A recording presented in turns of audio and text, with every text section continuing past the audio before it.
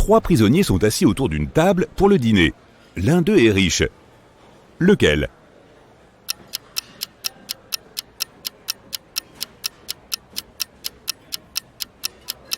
Ce n'est pas celui qui mange un steak et des crevettes.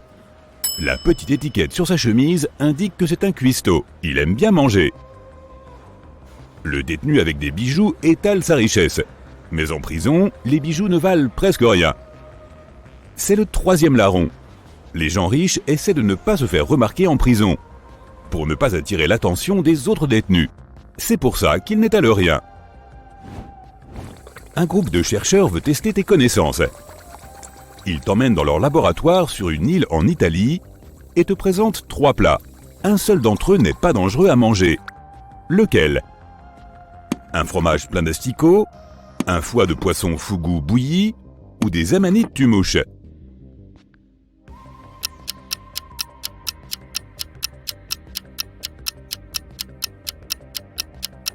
Le foie de fougou peut être toxique s'il n'est pas cuit correctement. Les amanites tumouches sont parmi les champignons les plus dangereux au monde. Alors que le fromage plein d'asticots est considéré comme un mets délicat en Sardaigne. Donc aucun danger si l'on en mange. N'est-ce pas ? Un beau matin, tu te réveilles dans une arène sans savoir pourquoi. Les haut-parleurs annoncent que tu dois te battre contre l'un de ces 3 animaux hybrides. Lequel choisis-tu pour être certain de t'en sortir ? Un ours polaire avec une tête de serpent à sonnette, un hippopotame avec une tête de lion, ou un hybride avec la tête et le corps d'un requin blanc et les membres d'un jaguar.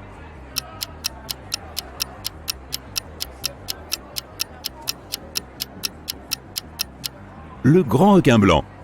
Étant donné qu'il a des branchies, il ne pourra pas respirer hors de l'eau. Tu es un astronaute et tu viens d'arriver sur Mars. Un membre de l'équipe en tenue de sport t'accueille devant l'entrée de la base.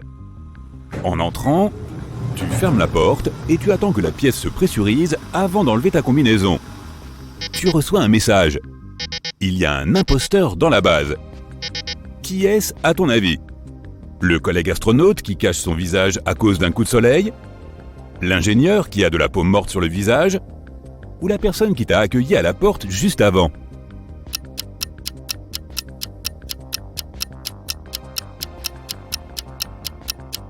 La personne qui t'a accueilli juste avant. Si c'était un humain, il ne pourrait pas survivre hors de la base dans l'atmosphère de Mars.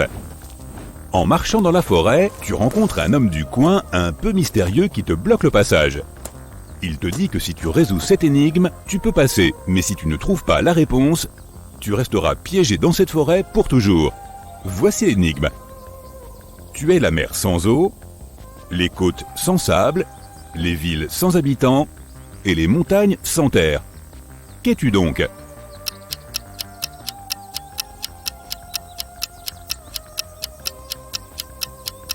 Tu es une carte. Tu décides d'explorer une grotte du coin. Tu entres et soudain un éboulement bloque la sortie. Tu te retrouves face à 4 tunnels. Des panneaux placés au-dessus des entrées des tunnels indiquent le danger que tu devras affronter. Quel tunnel choisis-tu ? Le tunnel plein de lave en fusion, celui rempli de gaz toxiques, celui qui est habité par des chauves-souris, ou le tunnel qui abrite des araignées venimeuses.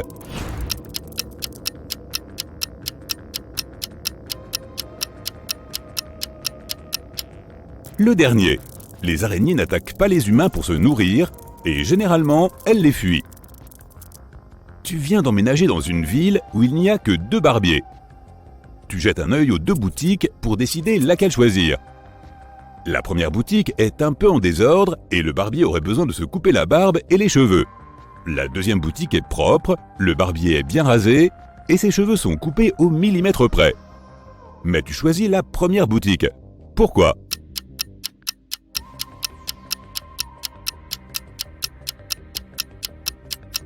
Chaque barbier coupe les cheveux à l'autre. Tu as donc choisi celui qui coupe les cheveux au millimètre près. Tu as trouvé du travail comme domestique dans un manoir. Le propriétaire te charge d'une mission un peu complexe. J'ai besoin du minimum de chaises possible autour de la table. Les invités sont 4 pères et 2 grands-pères et 4 fils. Tu n'as pas le droit de poser de questions. Combien de chaises faut-il mettre autour de la table ?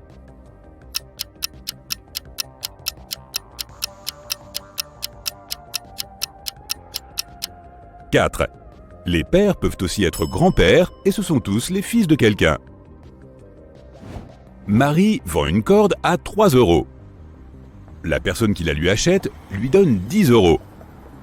Marie n'a pas de monnaie et va en demander à l'épicerie d'à côté. Elle revient avec ses 7 €. Le propriétaire de l'épicerie sort du magasin pour lui dire que le billet qu'elle lui a donné est faux. Marie appelle un détective et elle doit lui dire combien d'argent elle a perdu. Quelle est la réponse?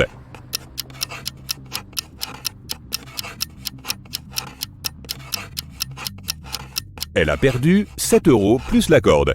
Oh, et il s'avère que son client qui utilise de faux billets, c'était David. Quel trublion celui-là! Jake est dans une cellule glaciale. Il n'y a que de la terre sous ses pieds.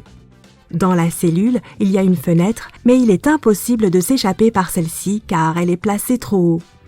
Il n'y a pas d'escalier, ni de chaise, juste une pelle. Jake n'a ni eau ni nourriture. Il doit sortir de là en 2 jours. Mais il ne peut pas creuser de tunnel car les murs sont trop épais et s'enfoncent profondément sous terre. Jake sera épuisé bien avant de creuser son passage vers la liberté. Alors comment peut-il s'échapper?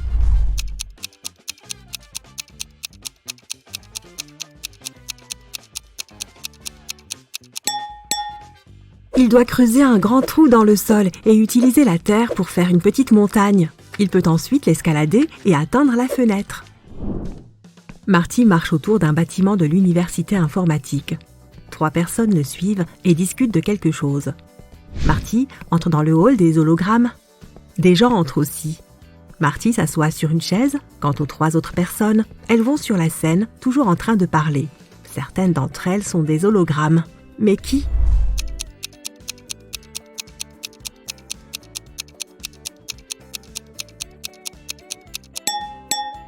Ce type a un ongle qui clignote sur son index droit. Cette fille a 2 mains gauches. La fille du milieu est légèrement transparente. Ils semblent tous être des hologrammes. Mais attends une minute, regarde Marty. Il est assis sur une chaise, mais son corps ne touche pas la surface du siège. Il n'est pas réel non plus. C'est tôt le matin. Sam quitte la maison et va au lac. Le soleil ne s'est pas encore levé. L'eau est claire comme un cristal. Des grenouilles coassent au loin. Sam prend plusieurs photos de la nature et un selfie. Il poste les photos et écrit cette légende. J'ai fait une super course. Il n'y a rien de mieux qu'une séance d'entraînement matinale, mes chers followers. Passez une bonne journée. Après cela, le gars rentre chez lui et se recouche. Il dort jusqu'au déjeuner, puis prend son téléphone et voit des centaines de commentaires. « Ha ha ha, j'aimerais connaître ce genre de course. »« Mec, pourquoi tu nous déçois comme ça ? Voilà une vraie journée d'un champion. » De toute évidence, les gens ont découvert que Sam n'avait pas couru le matin. Mais comment ?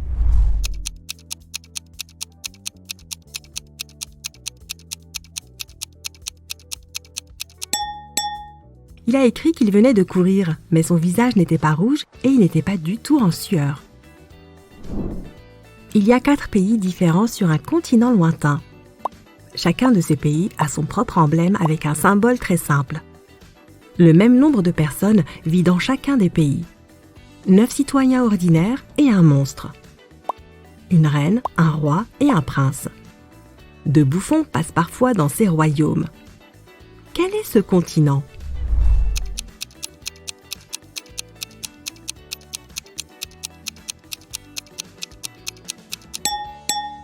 C'est un jeu de cartes. Il contient 9 cartes normales, l'as, la reine, le roi, le valet et le joker. Un jour, lors d'une froide soirée d'hiver, quelqu'un s'est introduit dans une boulangerie. Lorsque le boulanger est arrivé dans le magasin le matin, il a remarqué que la serrure était cassée. Il a appelé la police et a signalé l'effraction. Puis, il est entré et s'est rendu compte que le voleur n'avait rien volé. À ce moment-là, la police est arrivée. Le boulanger leur a dit que l'endroit n'avait pas été cambriolé. Mais un policier a inspecté la pièce et a déclaré que quelqu'un avait quand même enfreint la loi. Que s'est-il passé ?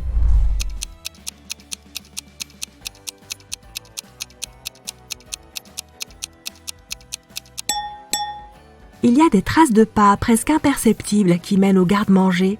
Le voleur a dû se cacher là pour attendre que le boulanger reçoive les gains de la journée. Mickey erre dans un désert depuis plusieurs heures.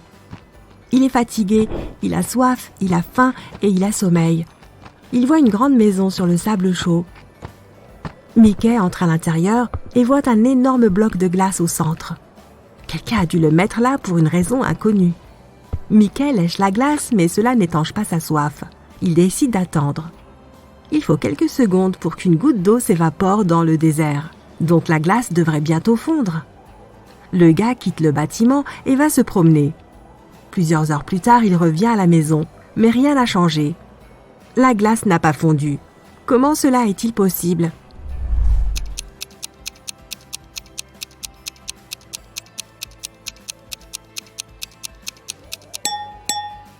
Il y a des climatiseurs au plafond et ils maintiennent une température basse dans la pièce et empêchent la glace de fondre. Florence, Anya et Margot marchent le long de la plage et se racontent leur semaine passée. Toutes les filles ont l'air riches et prospères. Mais plusieurs personnes les prennent en photo. Cela signifie qu'au moins une de ces filles est une célébrité. Mais qui ?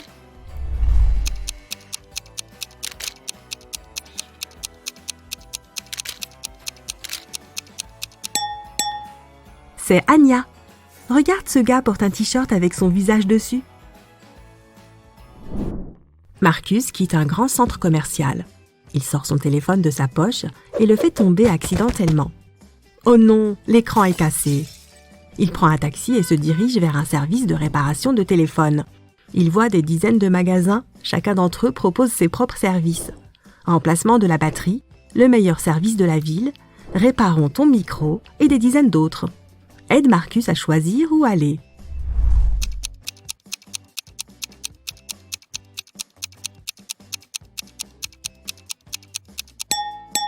Tu vois un petit magasin avec l'enseigne « Nous pouvons changer l'écran ?»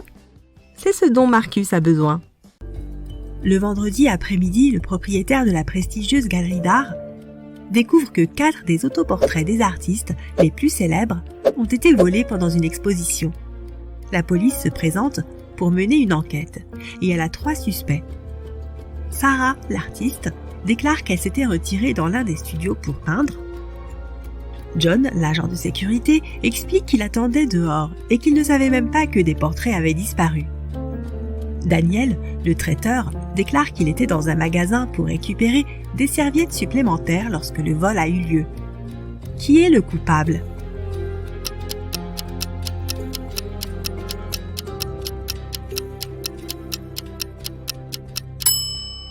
C'est l'agent de sécurité.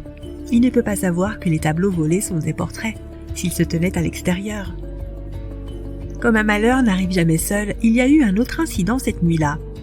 Michael, qui nourrit une forte aversion pour l'art contemporain, s'est précipité dans la galerie et a causé des dommages de plusieurs millions de dollars à plusieurs tableaux. Pourtant, le propriétaire de la galerie l'a remercié pour ses actes. Pourquoi ?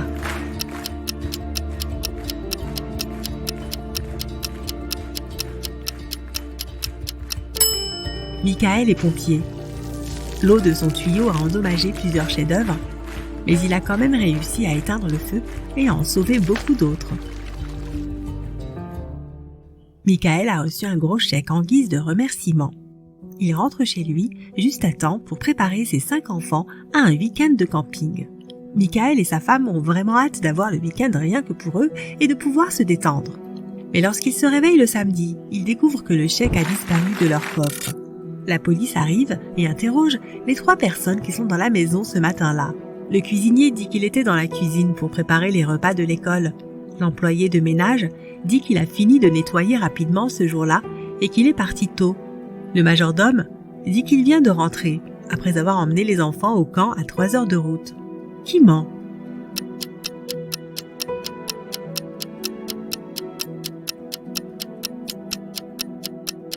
Le cuisinier, c'est samedi, donc il n'y a pas d'école, et d'ailleurs les enfants sont partis camper. Pendant ce temps, à l'autre bout de la ville, un scientifique travaille sur quelque chose d'étrange. Il invite Kevin et Claire à être les cobayes d'un nouveau sérum de son invention. Il leur donne à chacun un verre de limonade glacée. Kevin le boit rapidement, mais Claire attend avec appréhension de voir d'abord les effets secondaires sur lui. Après 2 heures, rien ne se passe. Alors elle boit aussi son verre. 2 minutes plus tard, sa peau devient verte. Si les 2 boissons contenaient le sérum, pourquoi seule Claire a-t-elle été affectée?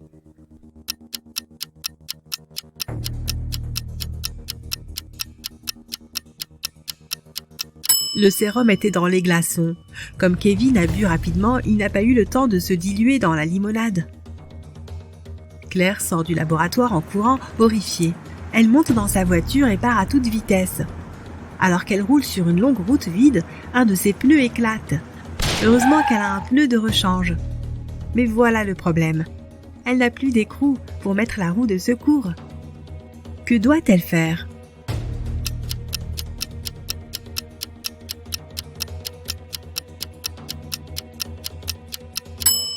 Elle doit dévisser un écrou de chacune des 3 autres roues et les utiliser pour fixer la roue de secours.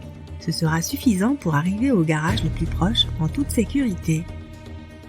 Alors que Claire met sa roue de secours, le scientifique la rattrape. Il lui tend 4 pilules et lui dit que c'est un remède complexe au sérum du visage vert. 2 des pilules sont un antidote et les 2 autres sont un catalyseur qui l'active. Claire doit en prendre une de chaque type en même temps. Si elle en prend 2 du même type, son visage restera vert pour toujours. Au moment où le scientifique lui tend les pilules, il trébuche et elles se mélangent toutes. Or elles ont l'air parfaitement identiques. Que doit faire Claire?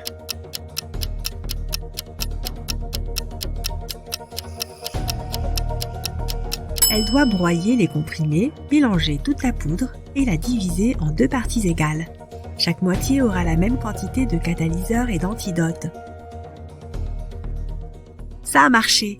Le lendemain, Claire a un examen de mathématiques.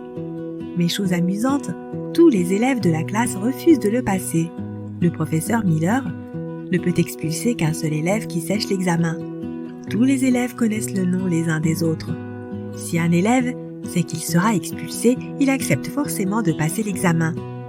Comment le professeur peut-il faire en sorte que tous les élèves le passent?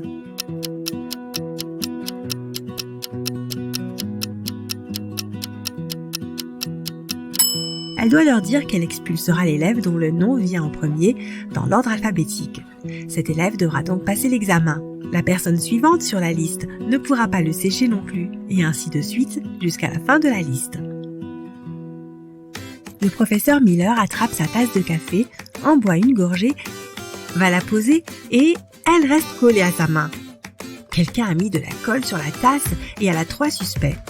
Regarde attentivement pour découvrir quel élève a joué ce tour au professeur.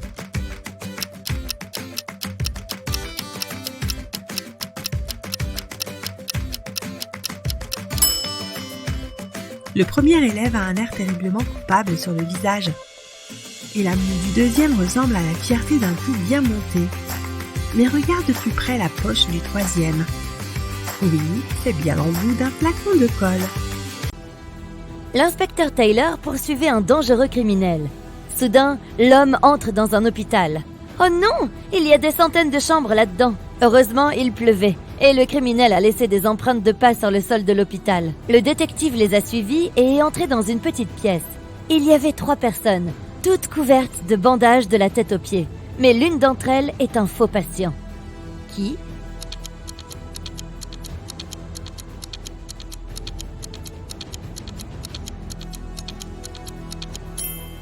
C'est le mec au milieu. Il n'a même pas de dossier médical à côté de son lit. Cependant, c'est un beau boulot fait avec les bandages. Chapeau. Le PDG d'une grande entreprise a appelé la police. Il était sûr que l'une de ses employées, Victoria, avait volé une carte mémoire qui contenait des informations secrètes. Elle allait la vendre à leurs concurrents. La police est arrivée au domicile de Victoria, mais la femme ne les a pas laissés entrer sans mandat. Les agents ont dû partir pour récupérer tous les papiers nécessaires. Lorsqu'ils sont revenus, Victoria était déjà assise dans sa voiture, prête à partir. Les policiers ont arrêté la femme. Ils ont fouillé sa voiture et ses vêtements, mais n'ont rien trouvé.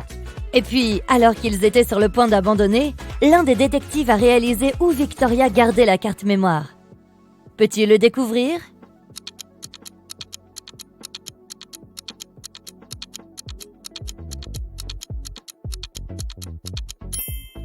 Quand la police est venue la première fois, la femme avait les cheveux défaits. Mais après cela, Victoria a changé de coiffure. La carte mémoire est dans son chignon. Ouais, Victoria et son chignon. Michael rentrait de la salle de sport quand tout est devenu noir. Quand il a repris conscience, il a découvert qu'il était dans une pièce fermée. À côté de la porte, il y avait un ordinateur avec un clavier. Sur l'écran, il y avait une énigme. Michael devait écrire la bonne réponse et la porte s'ouvrirait. L'énigme est la suivante. Cela fait 2 personnes à partir d'une seule. Qu'est-ce que c'est? Michael a tapé le mot nécessaire et la porte s'est ouverte. Il était libre de partir. Quelle était la réponse?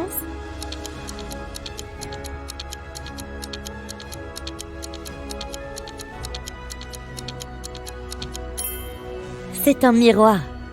Oh, je pensais à une scie circulaire, mais celle-ci est meilleure et pas aussi salissante. 2 amies, Emily et Luna, se rendent dans un salon de coiffure cher et très prisé. Au début, l'administratrice a dit aux filles qu'il n'y avait qu'un seul coiffeur disponible. Mais après avoir passé un coup de fil, elle a annoncé avec joie qu'elle avait trouvé un autre coiffeur. Emily et Luna pouvaient se faire coiffer en même temps. Mais dans le processus, les filles se sont aperçues que l'un des coiffeurs était un faux. Lequel des deux?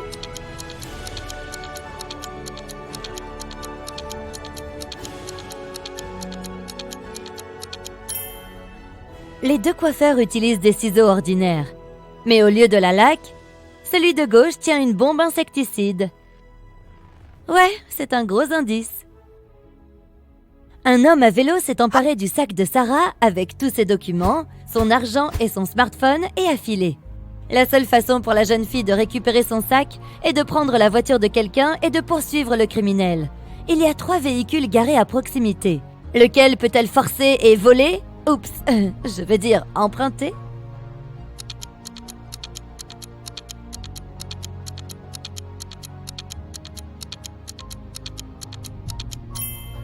Un homme est assis dans la voiture bleue.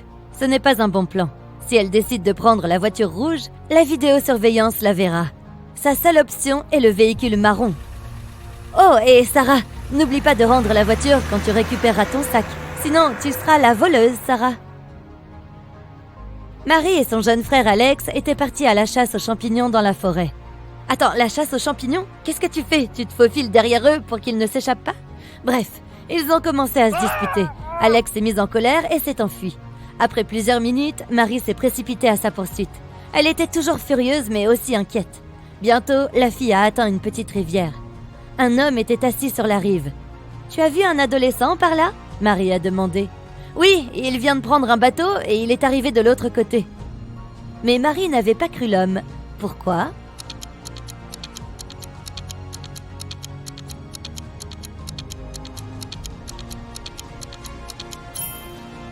Le bateau est bien de l'autre côté. Mais les pagaies sont à côté de l'homme. Comment le garçon a-t-il pu traverser la rivière sans elle? Alors, où est Alex? Kidnappé par les champignons fugitifs? On ne le saura peut-être jamais. Rick a vu 3 clients dans le café, mais seulement un d'entre eux était un véritable humain. Peux-tu identifier qui c'était exactement?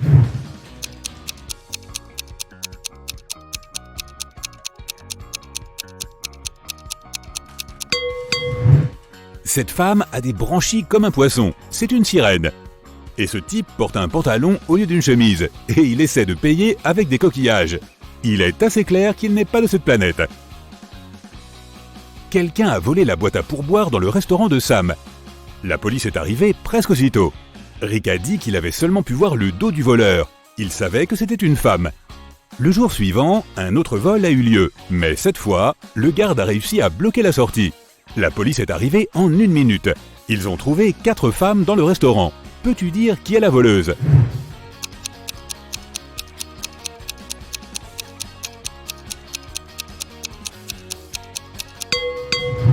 C'était Pam. C'est la seule dont les chaussures sont assez bien pour courir. La police a failli arrêter Pam, mais elle a réussi à s'échapper. Rick a couru après elle et a remarqué qu'elle s'était faufilée dans une école. Rick l'a suivie, il a vu le sweat à capuche de Pam près d'une des portes. Alors il est entré dans la classe. Rick se retrouve face à 4 femmes qui ressemblent à Pam. Peux-tu l'aider à trouver la vraie Pam?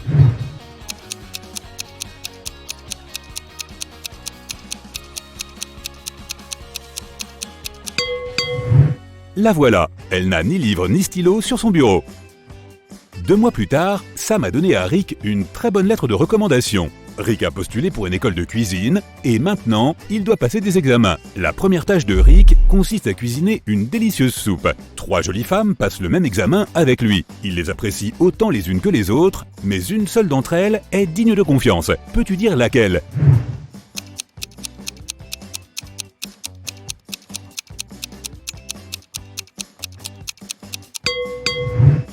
Jenny a une bouteille de poison dans sa collection d'épices. Fiona a mis des punaises dans sa soupe. C'est aussi très suspect.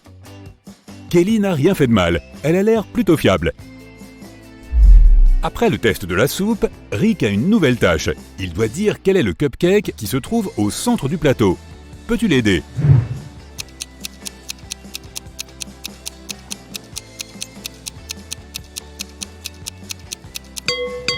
C'est le rose. Voici la prochaine tâche. Quel macaron se trouve au centre ?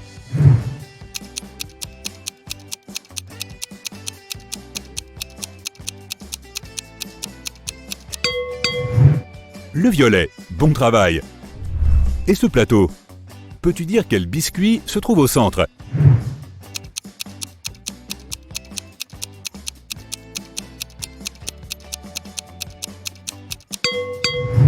Celui-ci. Rick a invité Kelly à dîner. C'était leur premier rendez-vous, il voulait l'impressionner et a préparé le repas lui-même. Il a laissé tous les plats dans la cuisine pour aller prendre une douche à l'étage avant l'arrivée de Kelly. Lorsque Rick est revenu dans la cuisine, il a découvert que quelqu'un avait mangé toute la nourriture. Il a interrogé 3 suspects. Ruth a dit « Je suis au régime, je ne mange pas après 17 heures ». Le père de Rick a dit « J'ai passé toute la soirée dehors en train d'enlever les feuilles sèches du toit ». Jeff, le frère de Rick, a dit « Mon frère, je me suis entraîné toute la journée. Le marathon est prévu pour demain. » Qui ment ?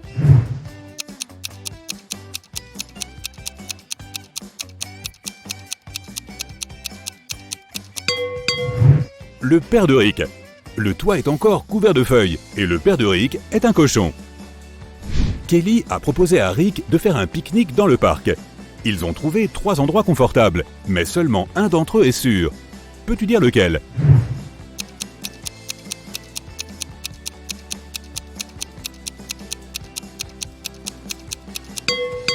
Il y a un puma qui se cache dans cet arbre. Pas la meilleure compagnie pour un pique-nique. Et il y a des serpents dans l'herbe, donc les amoureux devraient choisir la deuxième option. Rick et Kelly ont eu une conversation sur l'avenir. Rick a avoué qu'il voulait ouvrir son propre restaurant. Kelly voulait la même chose. Soudain, une horrible sorcière est apparue devant eux. Elle leur a dit « Jeunes gens, je vous donnerai de l'argent pour votre restaurant si vous arrivez à résoudre mon énigme. » Les 2 ont accepté. Elle a demandé « Qu'est-ce qui grandit sans nourriture ?» En 1 minute, la sorcière leur a donné une valise pleine de dollars tout neufs. Qu'ont-ils dit ?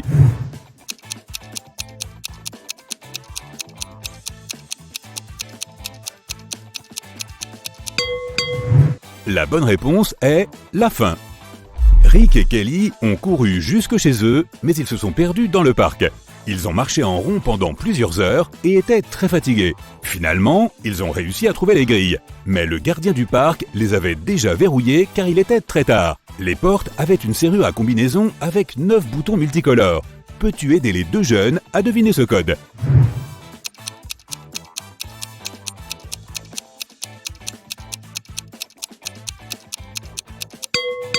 Fais attention à la couleur des lanternes dans le parc. C'est un indice.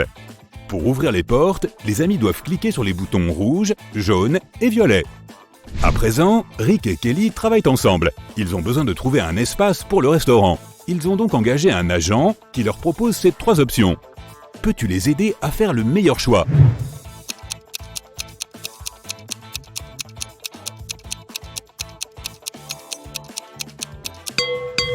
Le deuxième espace est situé à côté d'une usine qui empoisonne l'air. Ce n'est probablement pas le meilleur endroit pour ouvrir un restaurant.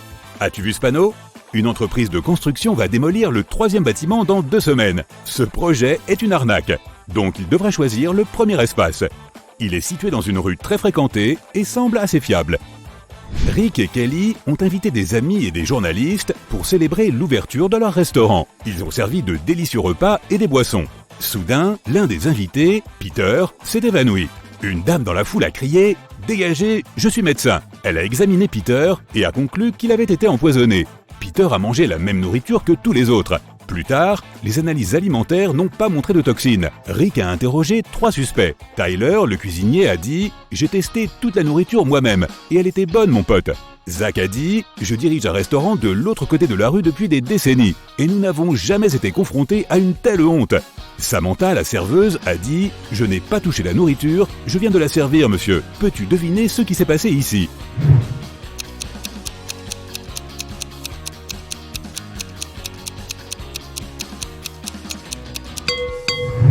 Zach a payé Peter et le faux docteur pour entacher la réputation de Rick et Kelly. Il leur a remis de l'argent plus tôt dans la soirée. Malgré cette inauguration dramatique, l'entreprise se porte bien. Kelly et Rick sont très heureux. Un jour, une dame furieuse entre dans le restaurant en tenant sa petite fille dans les bras. Elle montre du doigt 3 clients et crie « Voilà son père !» Le premier client a dit « Je suis dans l'armée dans un autre pays depuis 2 ans, madame. Je viens juste de rentrer. » Le deuxième a dit « Je ne vous connais pas, mademoiselle. Vous n'aurez pas mon argent. Trouvez un autre idiot. » Et le troisième client a dit « Je ne peux pas être son père, je suis une femme. Peux-tu dire qui est le vrai père ?»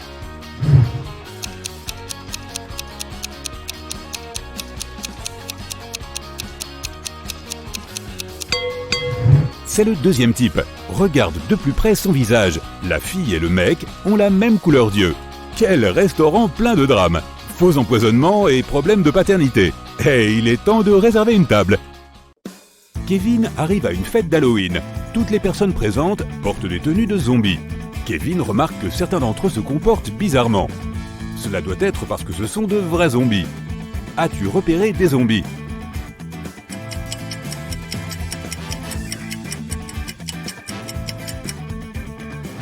Il y a 2 vrais zombies ici. La fille avec un verre dans sa main, il y a un œil qui flotte dans son verre, tu vois ? Le gars là-bas a une smartwatch à son poignet. L'écran montre son pouls, mais il est à 0. Une entreprise de parfumerie recrute de nouveaux employés. Tout d'abord, ils doivent passer un entretien et écrire un essai sur leur parfum préféré. Lorsque les candidats ont terminé cette tâche, le directeur leur demande une dernière chose. Ils doivent prêter un serment de loyauté à l'entreprise s'ils veulent être embauchés. 10 personnes prononcent simultanément les mots du serment de l'entreprise, mais certaines d'entre elles trichent. Aide le directeur à découvrir qui sont ces personnes.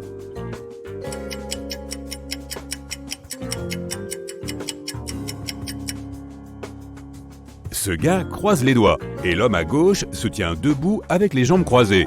Ils ne seront pas loyaux envers l'entreprise, donc le directeur ne les engage pas. 2 hommes d'affaires très influents déjeunent dans un restaurant chic. Ils discutent de la fusion de leurs entreprises. Le montant de la transaction s'élève à plusieurs milliards de dollars. Ils chuchotent car les termes de cette transaction sont top secrets. Et ils craignent que quelqu'un puisse les entendre. Et ils ont raison.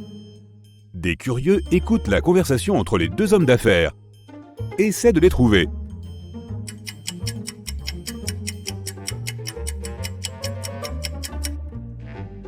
La fille à la table d'à côté lit un journal qui est retourné à l'envers.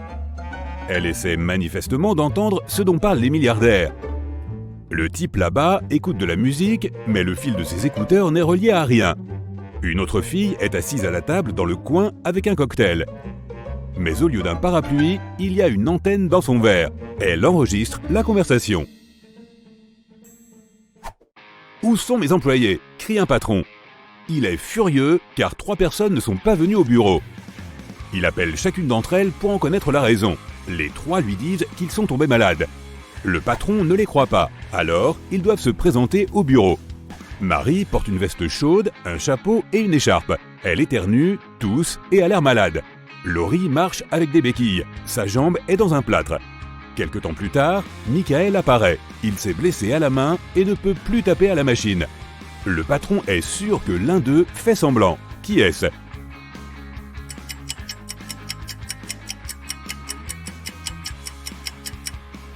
Le bras gauche de Mike est cassé, mais son téléphone est dans sa poche gauche. Il a dû utiliser son bras cassé pour le mettre là.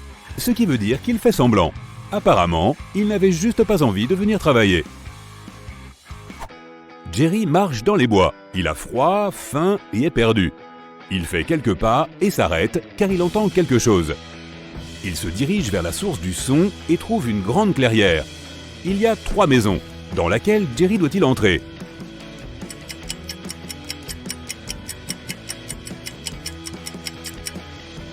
La maison sur la gauche est fermée de l'extérieur. Il y a un verrou sur la porte, tu vois?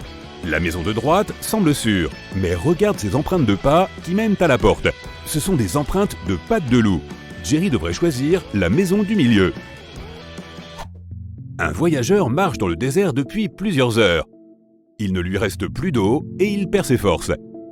Il grimpe une petite colline et voit 3 lacs. Ils sont éloignés les uns des autres et seul l'un d'entre eux est réel. Aide le voyageur à distinguer la réalité des mirages.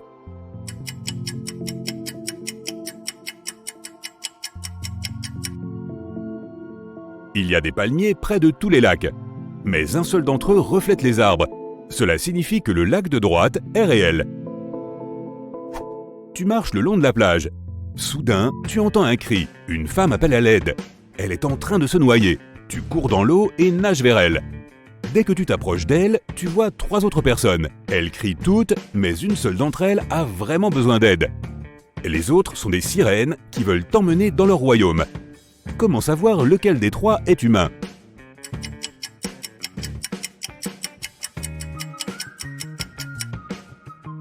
Plonge sous l'eau pour voir qui a une queue de poisson. Richard aime les bâtiments abandonnés et les vieux châteaux.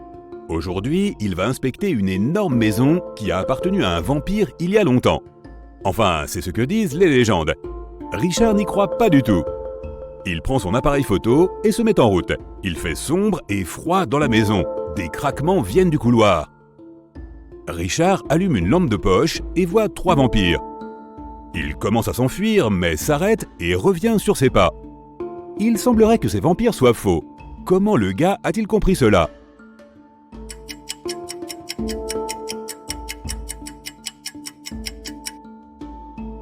Il y a un miroir au plafond au-dessus du premier vampire, et il se reflète dedans. Le deuxième vampire n'a pas de croc. Le troisième, oh, il semble être réel. Cours! Maintenant, Richard veut visiter un hôpital abandonné. Il y a des rumeurs selon lesquelles des loups-garous vivent ici. Richard est sûr que ce n'est qu'un mythe. Il marche toute la nuit dans les salles obscures de l'hôpital, mais ne trouve rien. Il est sur le point de partir quand 4 hommes bloquent la sortie. Ils hurlent et grognent. Lequel d'entre eux est le vrai loup-garou?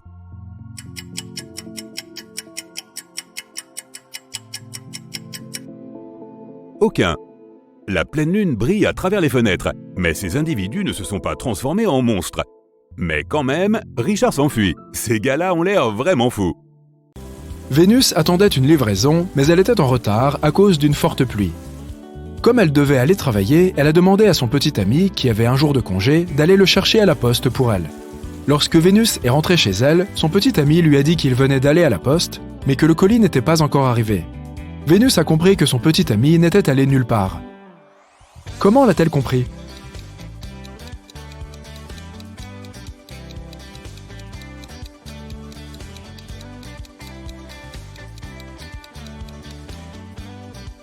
Il a plu toute la journée, mais l'endroit sous la voiture est sec, ce qui signifie que personne ne l'a utilisé pendant la journée.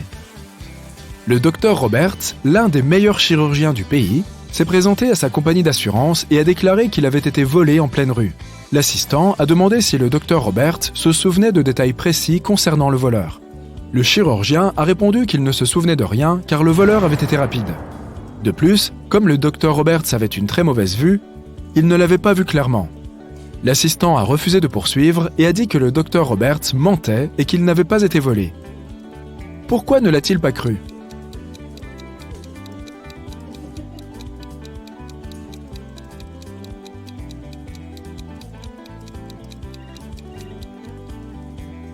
Le docteur Roberts est chirurgien. Les chirurgiens ont généralement une excellente vue. Alors, pourquoi un chirurgien aussi bien payé aurait-il besoin de l'argent de l'assurance? Un grand bal a été organisé en l'honneur de l'anniversaire de Madame Dell, et la moitié de la ville a été invitée. Soudain, les lumières de tout le bâtiment se sont éteintes pendant quelques instants. Lorsqu'elles sont revenues, les magnifiques boucles d'oreilles en diamant de Madame Dell avaient disparu. Le principal suspect était sa cousine éloignée, Sylvia. Mais la jeune fille a dit qu'elle était dans la salle de bain en train de se maquiller. Elle n'a même pas remarqué que les lumières s'étaient éteintes parce qu'elle était occupée. Qui ment ? Madame Dell ou Sylvia ?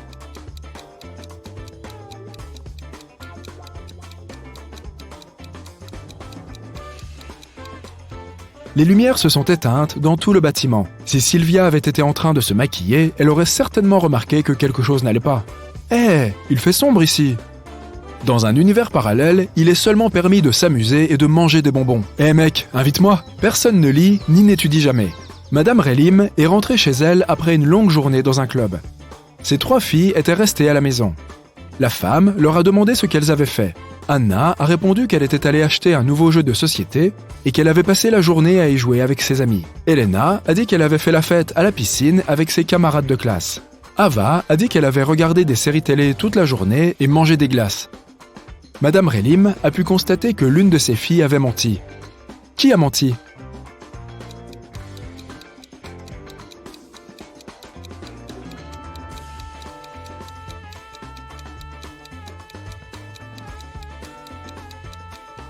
C'était Anna. Regarde, le jeu de société qu'elle a acheté n'est pas déballé. Elle n'a pas pu y jouer. 4 amis allaient à New York en voiture pour le week-end. La musique était à fond dans la voiture et tout le monde était de bonne humeur, si bien que le conducteur a été distrait et a eu un accident. Un officier de police est arrivé et a commencé une enquête. Il a demandé au gars qui conduisait, mais personne n'a voulu prendre la responsabilité de parler. Ensuite, l'officier a inspecté la voiture. Peux-tu dire qui conduisait ?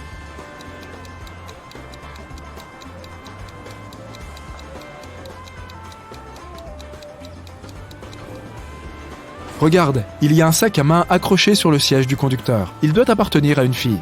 Il n'y a qu'une seule fille dans le groupe, donc il est probable que ce soit la conductrice. Madame Miller est rentrée à la maison après le travail et a demandé ce que ses filles avaient fait toute la journée. Elles étaient toutes punies et n'avaient pas le droit de quitter la maison ou de regarder la télévision. Kelly a répondu qu'elle avait fait le ménage et qu'elle venait de finir de préparer une pizza pour le dîner. Ellery a dit qu'elle était en haut dans sa chambre en train de lire.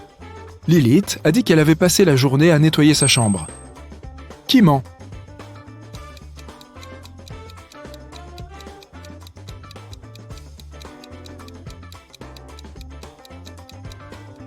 C'est Kelly. Elle a dit qu'elle avait fait cette pizza elle-même. Mais pourquoi y a-t-il une boîte à pizza dans la poubelle ? Elle a commandé la pizza et a probablement fait autre chose à la place.